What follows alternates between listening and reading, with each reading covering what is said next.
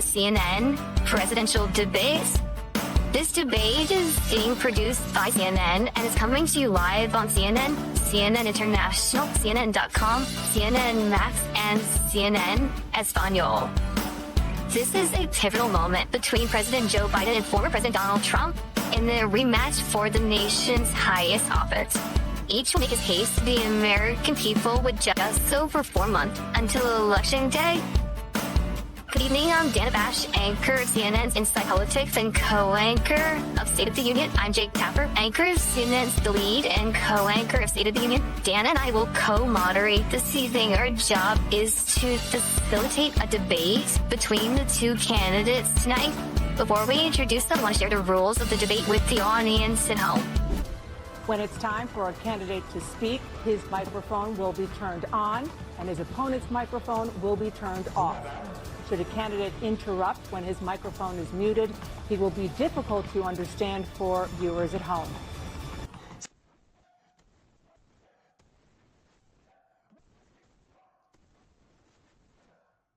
Notes, props, or contact with campaign staff are not permitted during the debate. By accepting our invitation to debate, both candidates and their campaigns agreed to accept these rules. Now, please welcome the 46th President of the United States, Joe Biden.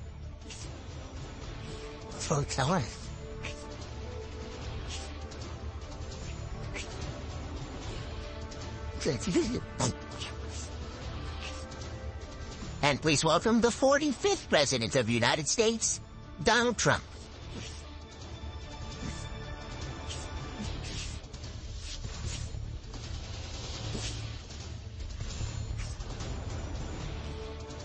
Gentlemen, thanks so much for being here. Let's begin the debate, and let's start with the issue that voters consistently say is their top concern, the economy.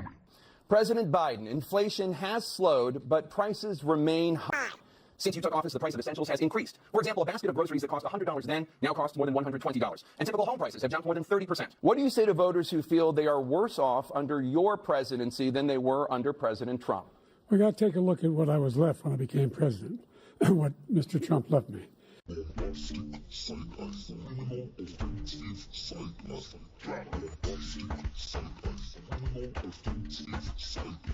We had an economy that was in free fall. The pandemic was so badly handled. Many people were dying. All he said was, it's not that serious. Just inject a little bleach into your arm. You'll be all right. The economy collapsed. There were no jobs. Unemployment rate rose to 15%. It was terrible. And so what we had to do is try to put things back together again. And that's exactly what we began to do. We created 15,000 new jobs. We brought out the position where we have 800,000 new manufacturing jobs. But there's more to be done. There's more to be done. Working class people are still in trouble. I come from Scranton, Pennsylvania. I come of households where the kitchen table, if the things weren't able to be met during the month, it was a problem. Price of eggs, the price of gas, the price of housing, the price of a whole range of things. That's why I'm working so hard to make sure I deal with those problems. And we're going to make sure that we reduce the price of housing. We're going to make sure we build 2 million new units. We're going to make sure we cap rents so corporate greed can't take over. The combination, what I was left with in corporate greed, is the reason why we're in this problem right now.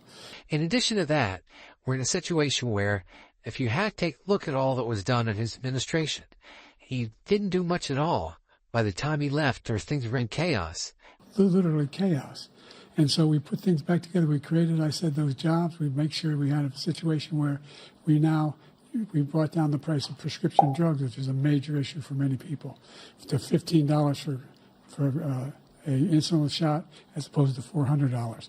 No senior has to pay more than $200 for any drug, all the drugs they can include beginning next year. And the situation is and we're going to make that available to everybody, to all Americans. So we're working to bring down the price around the kitchen table, and that's what we're going to get done.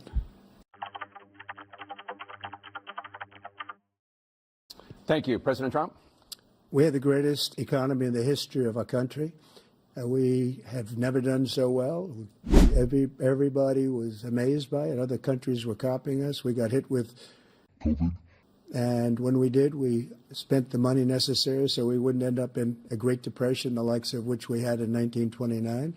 by the time we finished. So we did a great job. We got a lot of credit for the economy, a lot of credit for the military, and no wars and so many other things. Everything was rocking good. But the thing we never got the credit for, and we should have, is getting us out of that COVID mess. He created mandates that was a disaster for our country. But other than that, we had given them back a country where the stock market actually was higher than pre-COVID, and nobody thought that was even possible. The only jobs he created are for illegal immigrants and bounce-back jobs, a bounce-back from the COVID. He has not done a good job. He's done a poor job, and inflation's killing our country. It is absolutely killing us. Thank you. President Biden? Well, look, the greatest economy in the world. He's the only one who thinks that, I think. I don't know anybody else who thinks that he had the greatest economy in the world.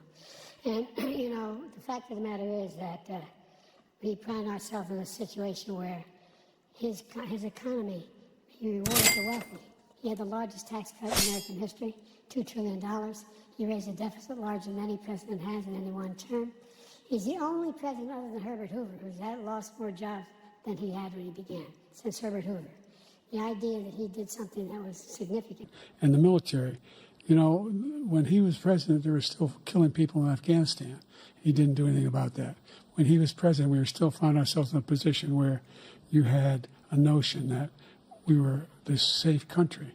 The truth is, I'm the only president this century that doesn't have this decade, that doesn't have any troops dying anywhere in the world like he did. President Trump, I want to follow up if I can. You want allowed to respond to him? Well, I'm going to ask you a follow-up. You can do whatever you want with the minute that we give you. I want to follow up. You want to impose a 10% tariff on all goods coming into the U.S. How will you ensure that that doesn't drive prices even higher? It's not going to drive them higher. It's just going to cause countries that have been ripping us off for years, like China, and many others, in all fairness to China, it's going to just force them to pay us a lot of money, reduce our deficit tremendously, and give us a lot of power for other things. But he made a statement. The only thing he was right about is I gave you the largest tax cut in history. I also gave you the largest regulation cut in history. That's why we had all the jobs. And the jobs went down and then they bounced back, and he's taking credit for bounce back jobs. You can't do that. He also said he inherited 9% inflation. No, he inherited almost no inflation, and it stayed that way for 14 months. And then it blew up under his leadership because they spent money like a bunch of people that didn't know what they were doing. And they don't know what they were doing. It was the worst, probably the worst administration in history. There's never been. And as far as Afghanistan is concerned, I was getting out of Afghanistan, but we were getting out with dignity, with strength, with power. He got out. It was the most embarrassing day in the history of our country's life. President Trump, over the last 8 years, under both of your administrations, the national debt soared to record highs. And according to a new nonpartisan analysis, President Trump, your administration approved $8.4 trillion in new debt, while so far, President Biden, you've approved $4.3 trillion in new debt. So, former President Trump, many of the tax cuts that you signed into law are set to expire next year. You want to extend them and go even further, you say. With the U.S. facing trillion-dollar deficits and record debt, why should top earners and corporations pay even less in taxes than they do now? Because the tax cuts spurred the greatest economy that we've ever seen just prior to COVID. And even after COVID, it was so strong that we were able to get through COVID much better than just about any other country. But we spurred the tax spirit now. When we cut the taxes, as an example, the corporate tax was cut down to 21% from 39%, plus beyond that. We took in more revenue with much less tax, and companies were bringing back trillions of dollars back into our country.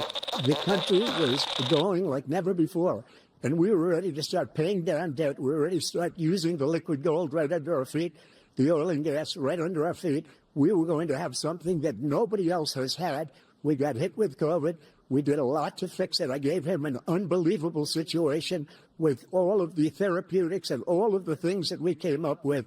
We gave him something great. Remember, more people died under his administration, even though we had largely fixed it. More people died under his administration than our administration, and we were right in the middle of it, something which a lot of people don't like to talk about. But he had far more people dying in his administration. He did the mandate, which is a disaster, mandating it.